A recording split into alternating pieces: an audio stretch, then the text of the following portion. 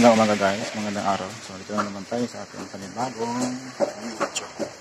So yan guys, ito yung ating cooling fan sa ating magneto. So ngayon guys, tayo na mag-modification tayo nito. Mas malalakasin natin yung higit niya. Kasi kung ako sa guys, napakaraming galigiri. So higit yung kanyang hangin, ligay ng open, mas bilis na nakakaikot, mas malaki na hihigit ng hangin. So magmo-modify tayo kasi mapapansin natin sa iba, naka-racing cooling fan sila, so tayo stock lang pero modify tayo. Modify natin to, magbabawas tayo ng kikisa. Ito naman na siya marker na itim, pentel pen, ayan, marker. So may gatla na siya, no? So hinugasan ko muna siya para malinis. Tapos ngayon gagamit tayo ng tools natin, rotary tools natin dito, pang cutting. Ayan, para mas maibigay yung kanyang potential na hangin, no? Kasi kung isipin nyo guys, doon sa electric fan, diba, tatlong pan lang siya, tatlong kuan lang, pero malakas yung hangin. So ito ganoon din yung gagawin sa kanya para mas mabilis siya makaikot, mabilis siya makahigop ng hangin. Kada ikot niya, mas malaking hangin na nahihigop niya, mas malaki makapasok. So yun guys, tara, start na tayo sa ating modification.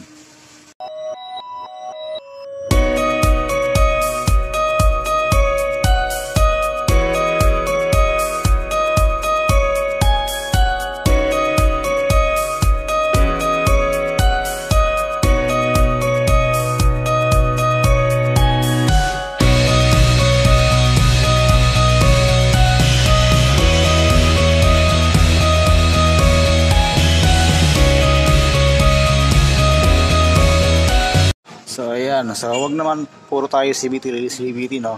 Magneto rin naman tayo maglinis. Ayan, tingnan mo, napakadumi. So, dumi, diba? After a year, napakadumi. So minsan dito rin nakakatalo guys pagkos na marami yung CVT, ikuha natin yung magneto natin, humihina yung power. Ayan. Yun naman, napakadumi. Ngayon, maglinis tayo ng magneto natin. Maglilinis tayo. Check natin lahat yan. So ayun guys, nagawa na natin siya. Yung ating racing cooling fan, pero stock, no? Yan naman, racing cooling fan pero stock po yan guys. Di po yan racing cooling, racing na nabibili ha. Racing cooling fan pero stock po yan.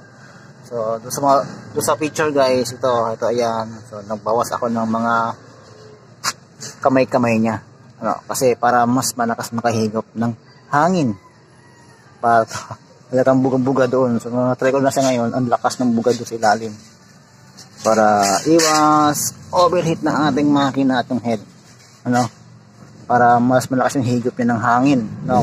So kung bagay ko compare mo sa electric fan guys, malakas, diba?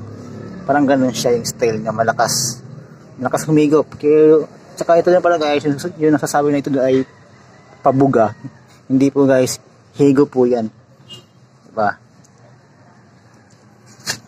Ayan yung nasasabing pabuga, kasi pag ginaganin nyo kasi guys, siyempre yung bumabangga kasi dito guys, na hangin dito, bumabanda din dito. Siyempre pag umihigop kasi yan guys, pag umihigop kasi bumabanda dito yung hangin niya, side na to, bumabanda dito yung hangin, kaya akala nyo bumubuga siya. Kaya papagos na ginagawa kami dito, kaya yung alikabok bumabalik, pero higop po yun guys kasi bumabanda nga dito, papahigop po yan, no? So malakas guys, malakas yung hangin. So ito try natin siya guys sa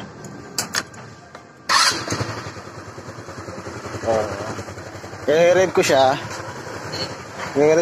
So magkasample tayo guys, ito guys, yung plastic na yan, ito yung gawin yung basihan guys, yung plastic na yan. So nag-rev ako at kumalusik yan, diba? Malakas ng buga niya, diba? Plastic pa lang yan, medyo magalan pa yan. Ito guys, oh. Kaya natin to. Malakas ng buga niya. Ito guys, mas mabigat. Straw.